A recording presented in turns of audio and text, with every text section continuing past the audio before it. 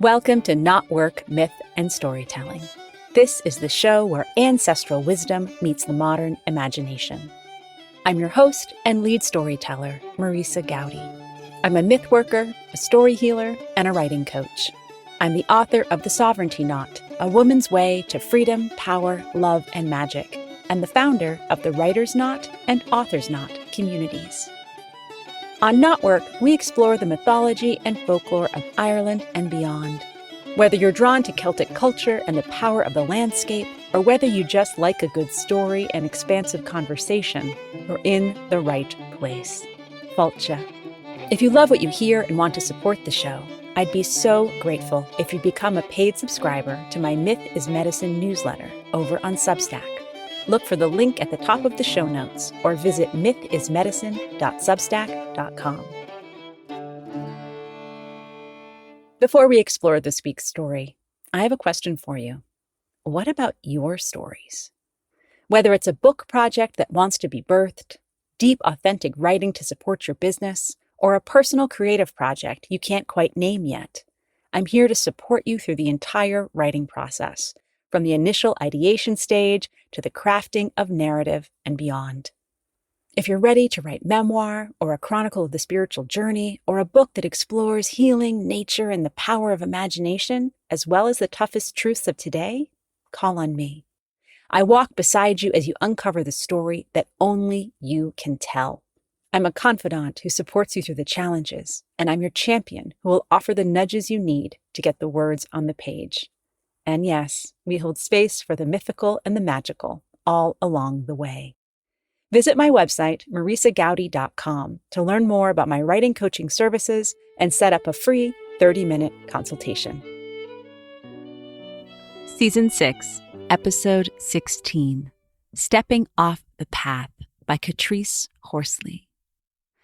I am so excited to bring you this wholly original tale, which has roots that you will definitely remember. Our guest, Katrice Horsley, grew up in the slums of Birmingham, England. Whilst her family were poor in pocket, they were rich in the mouth, and this laid the foundation for her love of words and stories. In her early years, she struggled to be understood due to a speech problem, and this resulted in her becoming a selective mute. In fact, she didn't speak until she was about 8 years old, and her teachers judged her to be, quote, educationally subnormal.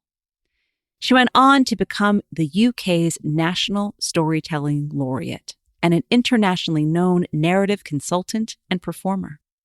Katrice believes that this was not in spite of her childhood, but because of it. She is passionate about the power of storytelling and enabling people to know that their voice deserves to be heard and their story deserves to be told. You can find her on her website, narrativesforchange.com, and I definitely invite you to check out her Substack, The Wilding's Path. The link for both of those is in the show notes.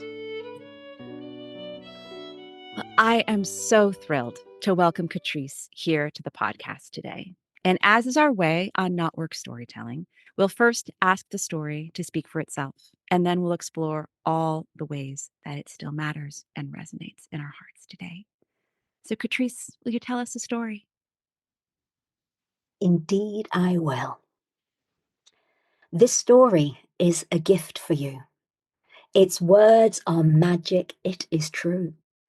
For words, they help us all combine, and stories help us all to bind together as a humankind.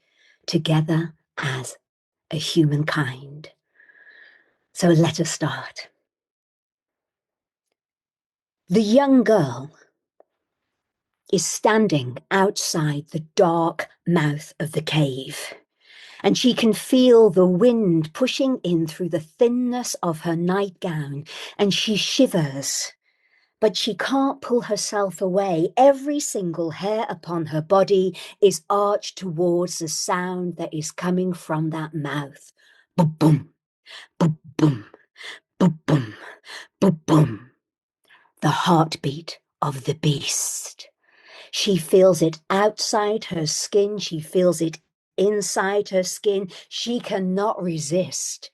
She places one slim, pale ankle over the threshold into the cave, and she falls and she twists and she stumbles and turns down and down and down, twisting and turning, and lands, opens her eyes.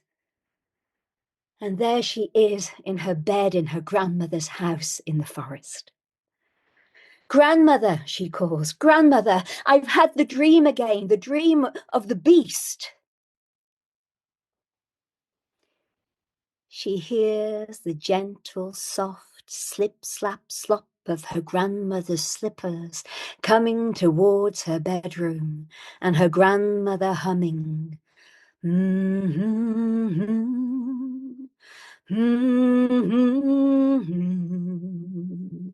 Her grandmother's face appeared there in the doorway. Cherry, said the old woman. Cherry, child. All girls your age have the dream of the beast. It's only natural. The old woman came in and sat herself next to her granddaughter, wiped the granddaughter's pale forehead as the almost full moon was shining in through the window. Shh, shh, child, she said. Shh, just breathe. Everything will be fine. She waited until the young girl's breath was calm, pressed her dry lips against the young girl's soft forehead, and left Cherry, her granddaughter, there, nestled in those crisp cotton sheets. Cherry smiled. She loved it here. She loved it here in her grandmother's house that nestled itself like a brooch in the shimmering green shawl of the forest. Here she felt at home. Here she felt safe. It had been like that at home as well before her father left. But after her father left, well, then things were different at home. And her mother would look at her and spit out words and say, you have his eyes, you know, green like the forest. Cherry couldn't do anything about the colour of her eyes. You smell like him. You smell just like your father. And Cherry tried to shower herself and scrub herself so that she would smell better, but it didn't make any difference to her mother. And her mother sometimes would squeeze her a little bit too hard. But here with her grandmother, she was safe. Here with her father's mother, she was safe. Smiling, she pushed herself into the plump pillows, sighed, and slipped into the land of slumber again. In the morning, she was woken, not by a sound, but by a smell. The smell of sweet, sticky, syrupy pancakes wafting up the stairs like they do in cartoons, hooking her under the nostrils, pulling her from her bed, and bringing her tumbling, stumbling, and fumbling down the stairs into the kitchen of her grandmother's house. Oh, what a sight met her eyes. A huge stack of syrupy sweet pancakes there in the middle of the table, pots and pans glittering and shining in the light of the sun, and her grandmother's sweet, crumpled face like an old, used tea bag smiling at her. Cherry sat herself down and started to stuff the pancakes into her cheeks. Chew, child, said her grandmother. Chew. It helps with digestion, you know. Cherry smiled. She wiped the birch syrup from her lips. They're delicious, Grandma. I know, said the grandmother. I'm going to go into the forest, said the grandmother, to collect your mother some herbs. You must go back to her today. And while I'm out, I want you to clean the house. Oh, I will, said Cherry. I will clean the house. I'm very good at cleaning. I'm a good girl, grandmother. And it's true. She was. She was very good at being a good girl. Being a good girl was what Cherry did best. So the grandmother left into the forest, and Cherry picked and plucked and popped up all the things that were on the table, and she washed up and she polished, and she went up the stairs and she shook out the eiderdown in her bedroom, and she went into her grandmother's bedroom and she shook out her grandmother's eiderdown, and there, in the corner of her grandmother's bedroom, was the forbidden cupboard. She knew she could not look inside. But this time it was open. An inch-wide chasm of temptation kind of whispered her name. Jerry, Jerry. She could not resist. She walked towards the cupboard, and as though in a dream, she saw her hand lift itself of its own accord, reach towards the golden little handle of the cupboard, and she flung the door back, and a riot of red burnt into her retinas. There was a red leather corset, there were thigh-length red leather boots, there was a red feather boa, and there, lying at the bottom of that cupboard, shimmering red as roses, red as rubies, red as blood, a silk cape, a silk cloak. Cherry picked it up. She twirled it over her shoulders. She lifted the hood over her head. She went and looked at herself in the mirror. Oh, the red made her pale skin look paler. The red made her green eyes look greener. The red made her red lips look redder. She loved herself. She twirled and swirled and swirled and twirled and stopped.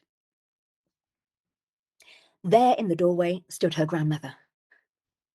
Grandmother, she said, why do you have all these red things? The grandmother smiled. Child. Why, that's why they took me out of the village. That's why they thrust me into the forest. For showing them what happens when you step off the path. To find yourself, you have to lose yourself, child. To find new shores, you have to leave the old ones. Cherry shook her head. Grandmother, you and your words, I have no idea what you're saying. But can I keep the cape, please? The grandmother came, tugged it over her granddaughter's shoulders, kissed the young girl on the cheek. Perhaps you can, child. It's the time of your blood. That time has come. But if you do, if you wear this cape, the beasts in the forest, they'll sniff you out. They'll taste you on the air. They'll come for you. Cherry said, Grandmother, don't worry. I have my silver knife. All us girls from the village, we can deal with the wolves. It's not a problem. Then keep it, child, she said. And the two of them went downstairs where there was a basket filled with herbs on the kitchen table. Cherry put her hand under the handle of that basket, lifted it, and the grandmother said, Hold on, child, wait a second. Here's a gift for you, for your blood time. And there in the grandmother's hand was a silver, beautiful, beautiful silver comb with little pearls and garnets and amethysts all around it. Oh, I love it, grandmother, said the girl, and she placed it in the basket. She went up on tiptoe, kissed the old woman's moth-soft cheeks, and went to leave the cottage, and suddenly it started to rain. No, child, said the grandmother, you can't leave now. You can't. Now is a dangerous time when the sun shines and the rain comes. It's when the wolves have their wedding. The girl said, Don't be silly, grandmother. Those things don't happen. Oh, they do, said the grandmother. They do. I met one, you know. A wolf man. The girl's eyes grew as big as saucers. And what happened, grandmother? She said. Well, me and the girls from the village, we tied him to a tree. And then I went and got raw meat, and I came to him, and I tempted him with the raw meat. And when he moved his hairy, jowly jaws towards it, I beat him, and slapped him. And then I tempted him again and I beat him and slapped him. And I tempted him again and I beat him and I slapped him until those hairy, jowly jaws were covered with spit and saliva that grew heavier and heavier and heavier. And when it spattered and scattered and shattered onto the floor, it turned into tiny puppies that ran off into the forest. And so I beat most of the beast out of him. And what happened then, grandmother? Stuttered the girl. Why? I married him. He became your grandfather, said the old woman. The girl shook her head. Grandmother, there's no such thing. You're joking with me. Child, said the grandmother, it is not the beast with the hair on the outside you need to worry about. It is the beast with the hair on the inside. The girl squeezed the old woman, opened the door and ran out along the path in the rain, the cape over her, the little basket over her arm. And as she did so, she looked over her shoulder and she jumped to the side of the path. Don't, said the grandmother. Keep to the path, Cherry. And Cherry jumped back on the path and danced and pranced and pranced and danced and hopped off the path. Don't. Keep to that path, Cherry. And the girl danced. Don't. Keep to the path, Cherry. Don't keep to the path, child. The girl continued dancing along the path into the shadows of the forest. Deeper and deeper in, the shadows lengthened, and suddenly, on one side of the path, she saw red flowers like drops of blood, and they were so pretty. And she thought, my mum will love these. And so she stepped off the path and started to gather loads of these red flowers that grew in kind of lines like arteries, leading her into the throbbing, dark heart of the forest. She picked up one handful, the last one, placed it in her basket, and that is when she heard it. In the distance, coming nearer and nearer, a strange, discordant music. She hid behind a tree and she bent sideways and she saw there, along a path in the centre of that forest, a procession of wolves, all standing on their back legs, some with ruffs around their necks, some playing violins, some playing accordions. The wedding of the wolves. Her grandmother had been right. She peeked a little bit more. Oh, they were so majestic. And the one at the front, he must have been the bridegroom wolf. Oh, he was so tall, so strong, so erect. She could not pull her eyes away from him. And she leant a little bit further than she had intended and stepped on the branch. In one moment, his eyes fastened on hers. He leapt towards her, landed on his back legs, and started to dance around her. Slow, slow, quick, quick, slow, slow, quick, quick, slow, slow. A foxtrot, which is unusual for a wolf. And then he dropped to all fours and he started to sway. And as he swayed, he started to sing. Cherry white, cherry red, cherry girl whom I will wed. Hear my secret, hear my plea and comb my matted fur for me. Won't you comb my matted fur for me? Won't you comb my matted fur? Cherry, as though in a dream, she felt herself drop to her knees.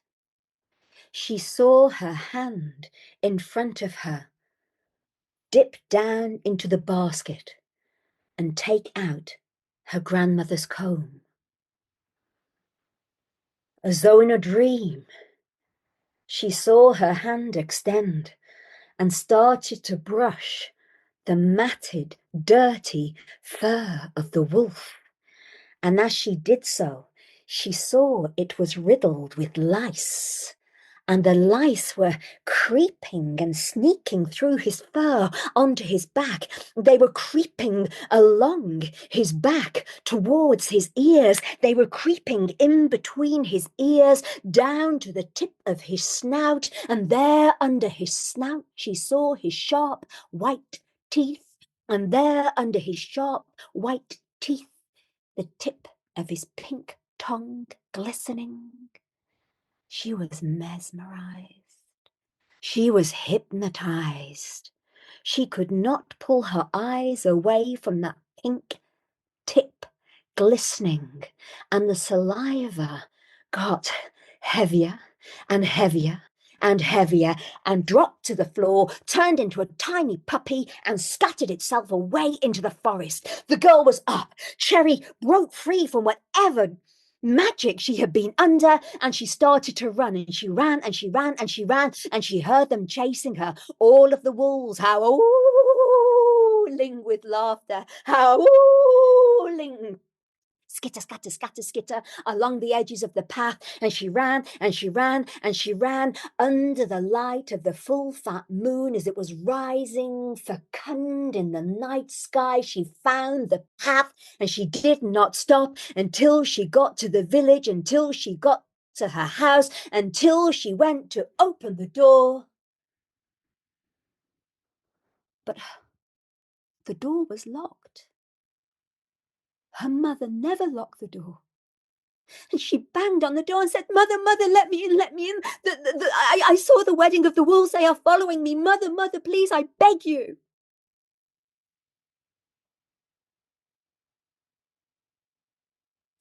Silence. She hammered again, the tears hot and salty burning on her cheeks. She saw a movement of the curtain by the window. Her mother's face appeared, pale, wan. Her mother's voice, "You cannot come in, child. The wolves have been. They told me what you did. You belong to them now. You are theirs. They have your soul. You are of them, just like your father." The curtain dropped. Cherry turned, her back against the door, crumpled to the floor like a limp rag doll. Hugging her knees to her chest, she realized she still had the comb in her hand. It had pierced her flesh. Blood was pouring there. She knew she had to go back to grandmother. She stood, dressed herself in her determination, put one foot in front of the other, in front of the other, in front of the other, and headed back towards the forest. They were waiting. Skitter, scatter, scatter, skitter. Either side of the path, in the shadows.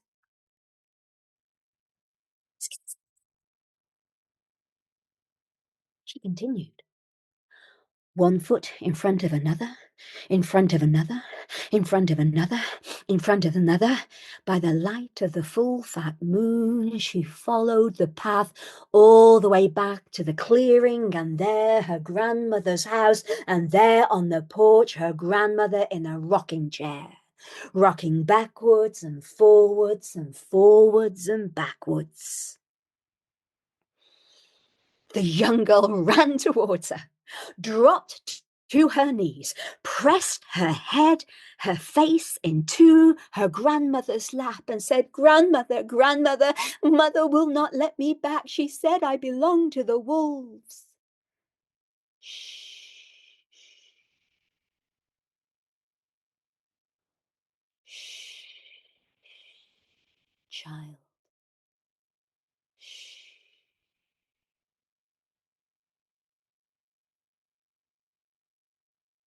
Cherry sensed something behind her. She turned away from her grandmother and, looking over her shoulder, she saw the wolves had gathered, a great semicircle of them. The bridegroom wolf at the front, and next to him, a wolf with eyes, green, like the forest floor. She knew them. She turned back. "Grandmother," she said. But the woman pushed the girl down. That old grandmother stood up. She lifted her arms up to the moon, and nose became snout, and skin became pelt, and nails became claws as she dropped to all fours. An old she-wolf, leathered paps hanging under her matted belly, she leapt over the girl and landed in front of the wolves. And the old grandmother wolf started to sing.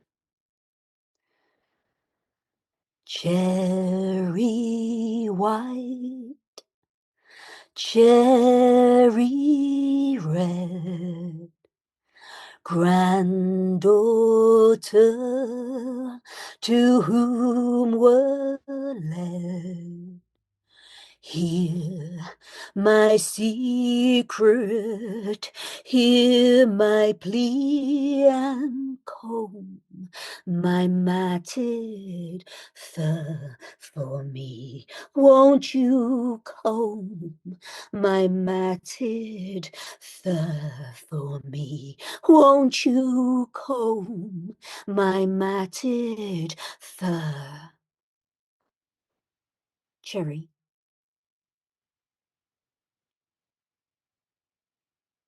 The young girl, as though in a dream, felt herself standing, felt herself stepping down from the porch, kneeling in front of the old grandmother wolf, the comb in her hand. And she started to comb the grandmother wolf's flank. She saw the lice there, dancing, prancing. She looked up and said, "Why, grandmother, what big ears you have." "All the better to hear you with, my child," said the old she-wolf. "And grandmother, what big eyes you have." "All the better to witness you with, my child," said the old she-wolf. "And grandmother, what big teeth you have." "All the better to tear you with, my child," said the old she-wolf. And at that point, the old woman pinned down the young girl, and all the wolves leapt on her, and they started to tear and to rip and to rip and to tear and to lick and to tear and to tear and to lick her clothes and her skin from her body until her own pelt was seen beneath. The young girl wolf pushed herself up onto all fours, raised her snout to the moon,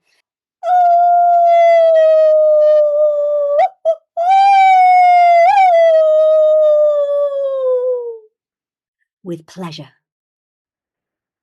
and she ran off with her family, her pack, and all that was left, lying in the silver glow of the moon, was a red cape, red as roses, red as cherries, red as blood.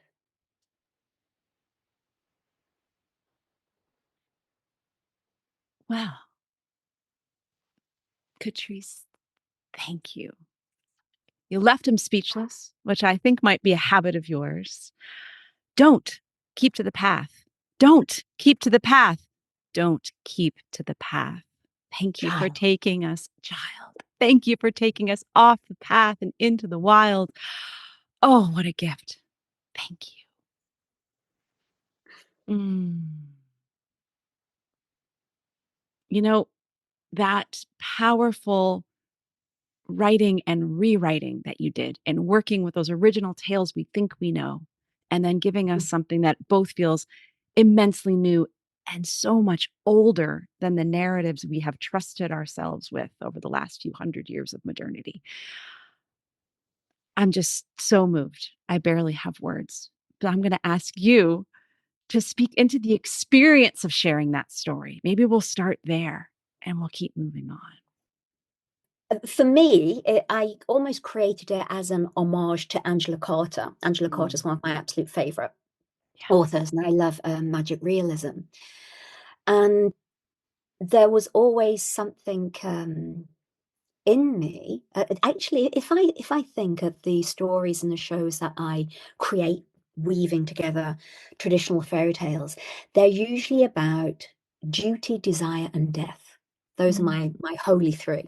And this idea of what is allowed by the dominant narrative, especially for us as women, for me as a woman, and what is it that is in my feral nature that still throbs in my body and needs some kind of outlet.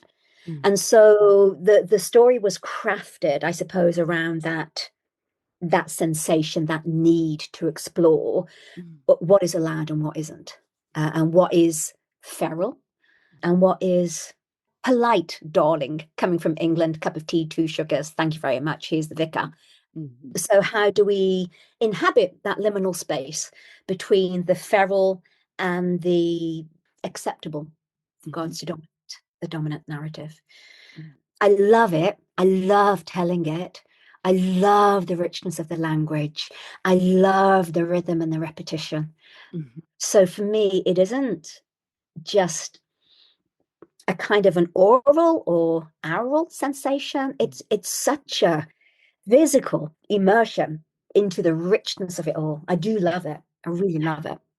Well, I feel as if as you were telling, we just got closer and closer, nose to nose, and then snout to snout. I'm leaning in and leaning. I'm like, why does my neck hurts? Nope, nope. This is me craning in and coming in and feeling that I needed to be closer to you, even as the parts that were it driving me back in that moment. It's like, oh wait, that subverted that expectation. Oh, she's taking us off the path. Oh, we're going that far. There's lice. Oh, that's how we're gonna travel. I mean, that sense of really inviting us into that more than human world as pathfinders, as those little parasitical mites we want nothing to do with. They were our way showers into both that he wolf and that she wolf. Mm. Such a magical pathway. I hadn't even thought about what you've just said with regards to the light. Mm. And yet I was listening this morning, I'm sure it was this morning or it was yesterday, to somebody who's written a book about fungi and what's it called? Parasites, parasitic relationships. And the fact is that, we contain 7 pounds of bacteria when we walk around. So that idea of the lice being present and the wolves and the young girl, because she will absolutely have those lice on her body, somehow being the bearers of the truth of what the forest is and what animal is and what feral is. Yes. Yeah. Yeah. Hadn't even thought of it in those terms. So thank you for offering me that. You're welcome. Though I will take us one step further into the lice conversation. The unexpected always comes. Did you know that there are two kinds of lice that live on the human body, and they're the only creatures on the entire earth that theoretically need humans in order to exist? Oh, yeah. I love the fact it's just the two, isn't it? No other creature needs us, but I just mean, those we've single. domesticated, Oh yeah, certain I know, farm but animals, etc. And, your local yeah, Chihuahua is probably not going to make it. But generally speaking, at that yeah, level, we are host to creatures and everybody else would eventually figure it out. yeah. I love that. I love it. I'm going to mention it, this amazing book. It's called To Have and to Hold. I Mm, can't remember who wrote it, but you should look it up. And it is all about symbiotic and parasitic mm, relationships.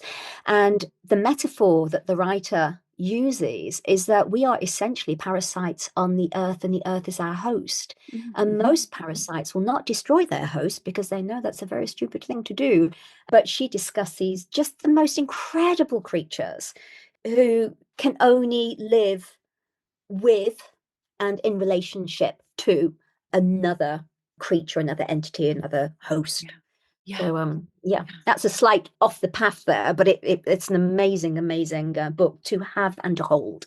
So I've ordered it already. I heard about it Excellent. yesterday. I'll look it up and put it in the show notes. Mm, But that does take us into a really sort of perfect direction, I think, because there was that the distinction between wolf grandmother and uber civilized tamed mother alone behind her curtain, yeah. right? And that sense of knowing that as far as mama is concerned, she can live behind her closed door and she will be very fine, thank you very much.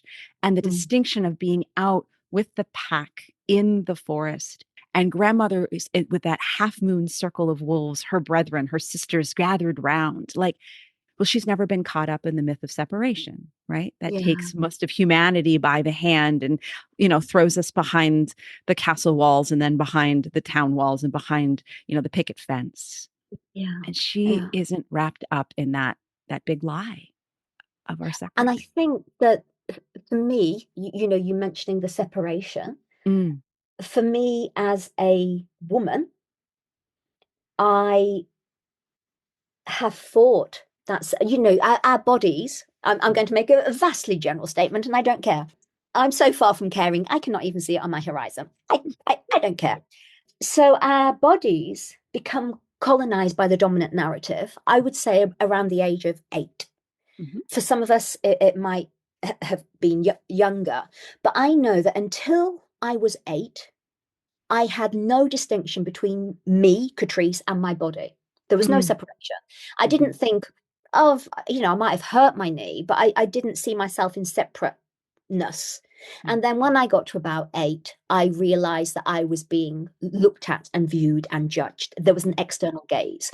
And mhm, so then I had to think about the external gaze looking at me. mm, And I think what the grandmother personifies is the reintegration of body with self mm, after a lifetime of mm, us being told it has to be separate. We need to work on our body. We need mhm. to work on our ass being firmer. We need to work on, everything that's, well, below and above our necks.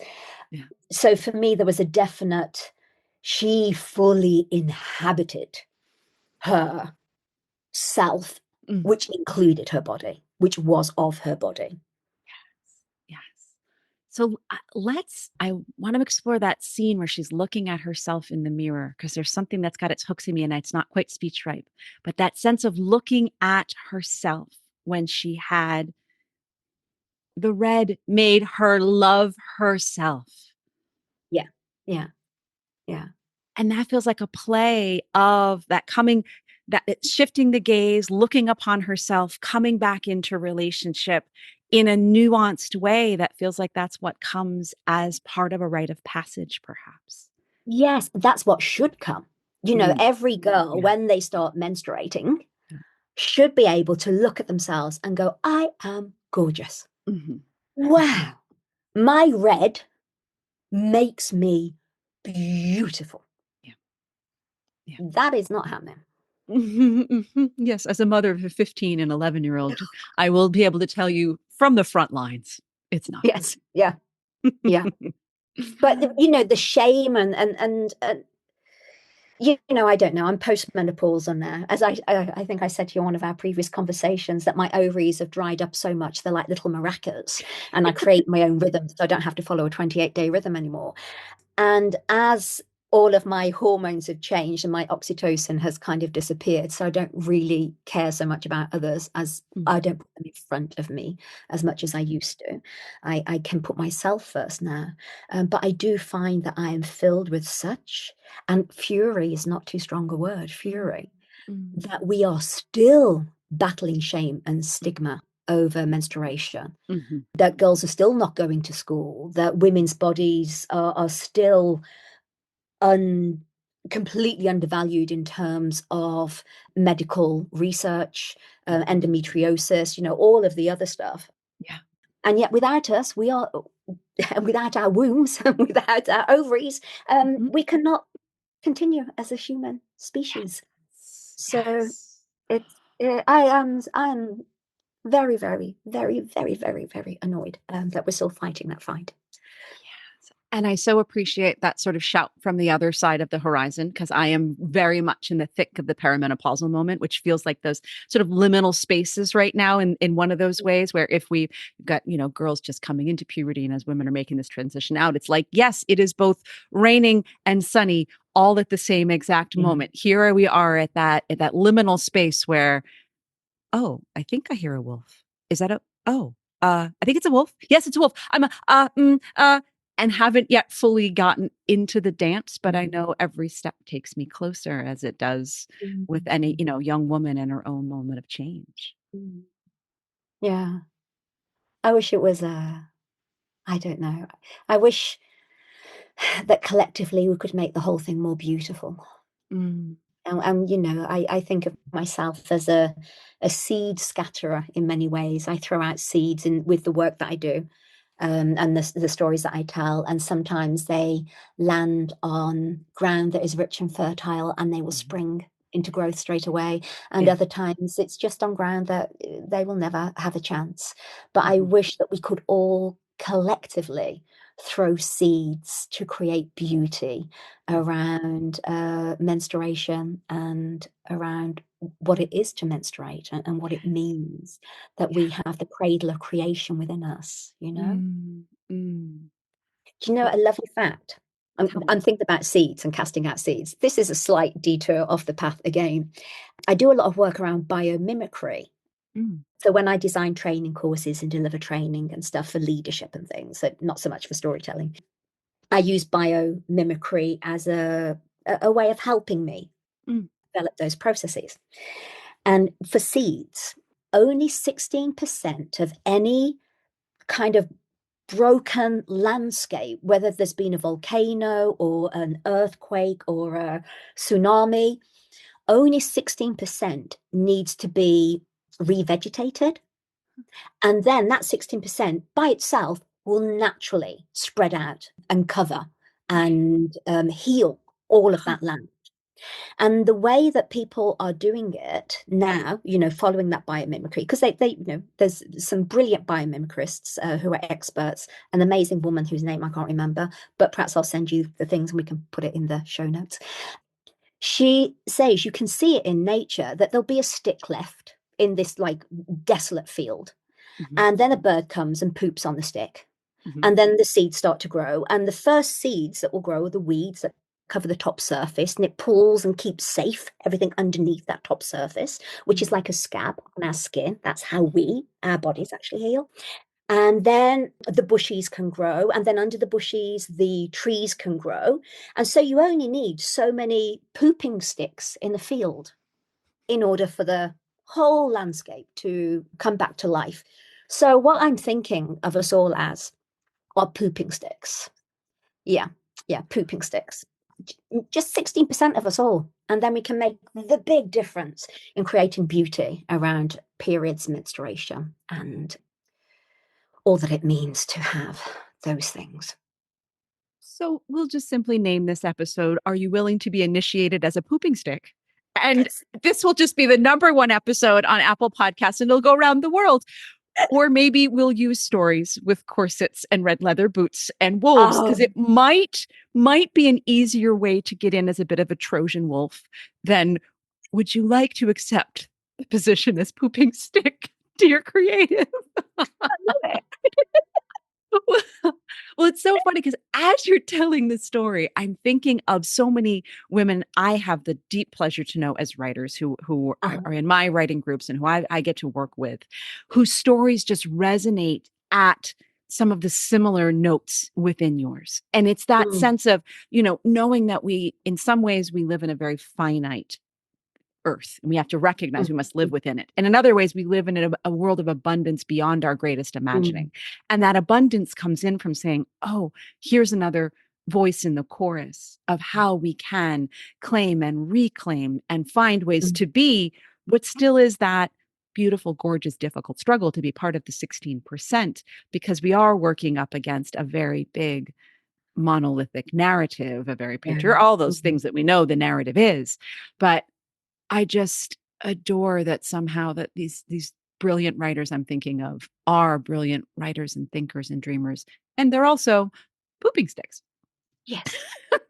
I think that this is the new show that I'm working on is called Mythcelium. Yeah. And it is, looking at myths as the mycelia, the mycorrhiza networks of us as humans. Mm, And and I think so many of us are doing this. I see it on Substack all over. yeah. And I think there is a real generosity there. Mhm, I also feel that sometimes there is a real people feeling threatened there. mhm, Oh, they're mhm, doing what I'm doing, so they're a mhm. threat to me. Right. And I take this back to the dominant narrative, which I keep on going back to. I call it the spell. We are under the spell Mm, mm, of the dominant narrative. That men, vast generalization again, can show anger and like mhm, get, well, are you taking over my work and blah blah blah blah blah. And then there can be they are allowed to be angry. mm, And we were never allowed to be angry. mhm. Woman, kind, polite, nice, take up less space. I know it's not all Right. of us, but the dominant narrative, be kind, be pleasing. A good girl is a quiet girl, etc., etc. I was brought up Catholic, so like double that. Yeah. I see you Um, there, sister. oh yeah, oh yeah, yeah, yeah. Irish Catholic. Oh, there you go. Mhm. And what we were allowed was bitchiness. Yeah. Right. Yeah. Mhm, mhm, And I refuse it. I will get angry if I want to get angry. I will not be bitchy and backbiting and mhm, and jabby. mhm, Um, so I think if we are annoyed that somebody's done something, then be annoyed, mm, and own that. mm. Because I tell you what, old Grandmother Wolf, she wouldn't be bitchy. No, she would be furious, and she would show it in a way that was good and empowering Right. with her The old leather caps. Yeah. Oh, I loved them. Oh, I loved them. And I love the irony of course, bitch comes from dog, right? I Like that sense of know. it's just like, of course, the levels of reclaiming and rewriting that are happening within Mm, this story to mm, say, no, Wolf Mama's furious mm, mm, because she has, I mean, and perhaps, we referenced the Chihuahua before. Maybe the female Chihuahua is a bit bitchy because she's quite tiny and she's got to do what she needs to do. Is it a mm, matter of domestication of the wolf into the dog that turns that word into the derogative for women, and also a habit? Because let's be honest, like that behavior, however we name it, does exist within mm. women who cannot show true anger. Yeah, which is almost all of us. Mhm. So many of us struggle to be angry. I Yeah. was foul as a child. I had the worst temper. Mm. And because I couldn't speak as a kid. I was a selective mute. So I was this, and my hair, I mean, I look like the bush I've been pulled through backwards. So this like wild hair, silent, furious child. So I had this terrible, terrible, terrible temper. Uh, And my mom would have to lock me in the bedroom. I remember one incident where there were some girls over the road who were picking on me and my sister. And I ran up the entry into the outside toilet. We have an outside loo, and picked up the mop that my mom had used to wipe up all the dog pee. And then I rushed back out and I just shoved it into one of the girls' faces. And I felt such a sense of satisfaction. I was probably about 4. It was great. So that was like that little wildling self, you know? And then suddenly at some point, it's like, no, you can't do that anymore. And you repress it, compress it, depress it, suppress it. Mm, And the most toxic words are the ones that we do not speak because mm. they poison us from the inside. So I think it is about time that we held. I Yes. think we need collective grieving. Mhm, I think we need collective howling. I think we need collective joy. mhm, And I think we need collective strength. mhm. Yes. All of those have to be present. None But of them we can be denied.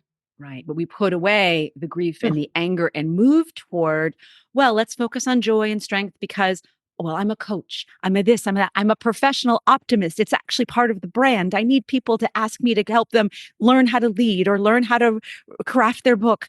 I better show them that I believe we're all going to be more than okay. Everything's great. yeah. We, Yep. Smile. Mm, my face hurts from that sort of smile. yeah. Yeah. Mm, I think it is the biggest, the most, yeah, perhaps one of the most damaging things that we inhabit now is the binary mhm, when everything is liminal.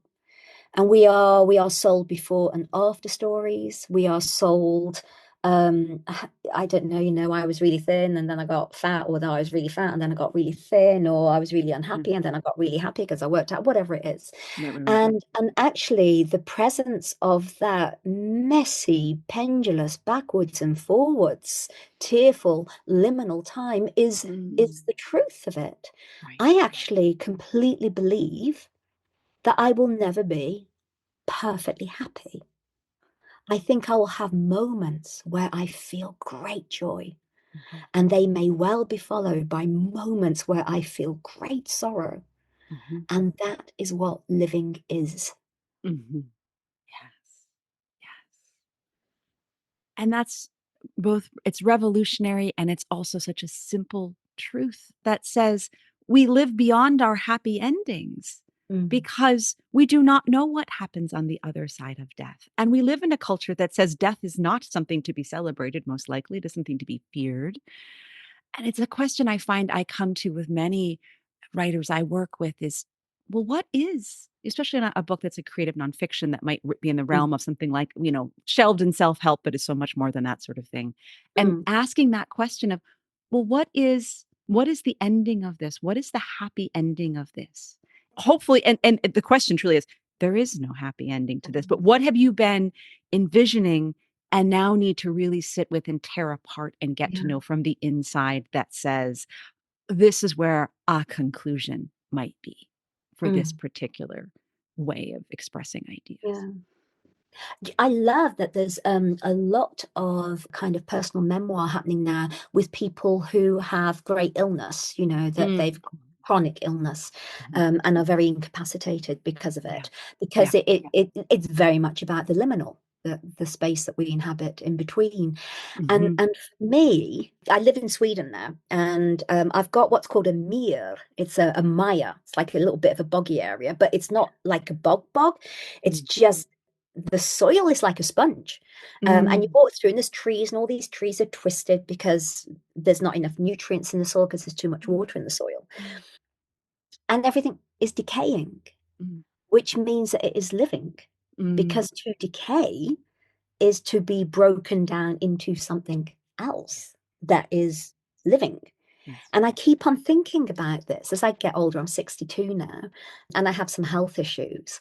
And I'm thinking about the incredible life that is found within decay Mm. Yes. and how Yes. wonderful that is. Yes. Do you know Sophie Strand's The Body is a Doorway? Yes. Yes. So I was at a reading that Sophie did just on Friday night because she and I live Mm, about 45 minutes away, apart from each other. And she was talking just about the pain of writing that particular book and how she mm, could do it in bursts and then needed to take long breaks because that sense of, when you are in a story and inhabit a story, what that mm, does mm, to you. And you're mm, thinking about it mm, from many levels. But what she mentioned in it as she was passing through that and thinking, well, her current projects are around romanticy and really going deep into these cosmic feeling love stories. And of course, she's got the mycelial concepts Oh, yeah. to the core. But what I took from her and speaking about that was really that sense of looking to the work that brings us the most joy and passion and pleasure on the page. Mm, And coming from Sophie, who has written The Body as a Doorway and has written so eloquently on Substack and elsewhere about mm, illness and mm, moving through everything she's had to in her life, it offered that sense of right for the joy with a new sort of tenor. It took it from a mm, different place, right? It's that mm. sense of remembering that sometimes we have to write through the most difficult and as well as the joy, but not to skip that part, Yeah, perhaps. yeah.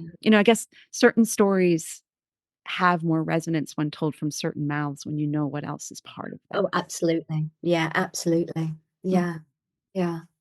yeah. Mm, When you and I last spoke, you said something that was so powerful, and hopefully I can capture it right in this moment. But the distinction between as a writer, as an oral storyteller, and that sense of as an oral story is really, I think, as you might describe it, all forward motion of moving mm, through. Like when we meet Cherry, we learn her as she's moving through the story rather than working on the page, where so much is about the backstory and the exposition and that character arc. I think you might have even given us a distinction, it was you and I, a distinction between the two. Can we go there for a little bit? yeah, I said that oral storytelling is action driven and Mhm. written storytelling is character driven. Yes. So, and in many ways, I think it had to be action driven oral storytelling because it had to appeal to everybody. Mm. So you say there was once a man, and then every man goes, "That's me." Yeah. You don't say there was once a man who worked for Volvo cars and Right. because oh yeah, it's not me. I never Mhm. worked for Volvo. I work for Ford. Whatever it is. So by being action led in general, then Mhm. everybody is part of that journey with you because they can Mm. all imagine themselves within it. Yes. The emotional authenticity, and I keep on coming back to this time and time again when I'm training people to tell stories. The most vital part is the emotional authenticity of the character Mm. as they're going through the actions. Mm. There are certain people who might struggle with, I don't know, the an anger or lust or sensuality and inhabiting that Mhm. Mhm. in the way that the character would inhabit it. So you're not talking about the character feeling something, but you are inhabiting the feeling so for the audience it's palpable. Mm. Mm. Oh, I love that. Every time I talk to you, I feel as if part of me needs to go back in time and revise every story I've ever told in any other way. And I'm like, and breathe and say, we grow from here. It's action driven as a storyteller rather than going back to my own backstory and the recrimination and shame that is absolutely useless. It's just instead an opportunity to breathe deep and begin anew. And that is so Yeah. much of what I find in talking to you. I feel like I've known you for years. We've met a couple of times at this point. I feel like I'm It's talking like like that with some people. right, like in our deep history back in, the early 90s, that's not what we're talking about. It was last week. But Katrice, your work and your perspective and your story and your voice are such a gift. And I'm so, so grateful to have just, I don't know, I feel like we just began that we've looked at the very top layer of the bog today in our conversation and in your just gorgeous story. I can't tell you how I might cry again. I can't tell you how much that means. It Mm, really does, because it is a solitary existence in many ways, which is mm, bizarre when you do this work because you do connect with so many, but that connection, it tends to be in one direction. yeah, Um, and I get emails and things back, but yeah. it's a lot of giving Mm, and a lot of emptying of my well, which I love doing. Why have a well if you don't empty it? yeah. But gosh, it is truly, truly beautiful to have your words drop into my well and fill it up. Mm, Thank mm, mm. Oh, Katrice. Well, we'll leave it there for now. I'm going to invite you back again. And I think that will be something that everyone who listens to KnotWork will be deeply excited to know. But for now, we will just dwell in this particular well that we have filled and emptied and filled again. And I'll just express my deepest gratitude. Thank you. Thank you. Thank you so much. Thank you for tuning in to KnotWork Myth and Storytelling. Please subscribe and review the show on your favorite podcast platform, and do share this episode with other lovers of mythology and story. By the way, everyone is a lover of mythology and story, even if they've forgotten. Creating this show is a labor of love, and your support will help me continue to craft and share stories throughout this season and beyond. Please consider becoming a paid subscriber to my newsletter, Myth is Medicine, over on Substack, where you'll find new writing and conversations each week. You can find out more about my writing, my book, our online writing communities, as well as how to work with me as a writing coach at marisagowdy.com. Gratefully, I live, write, work, and record this podcast on the ancestral lands of the Munsee Lenape tribe, whose name means original people. Music on this show is performed by Beth Sweeney and Billy Hardy.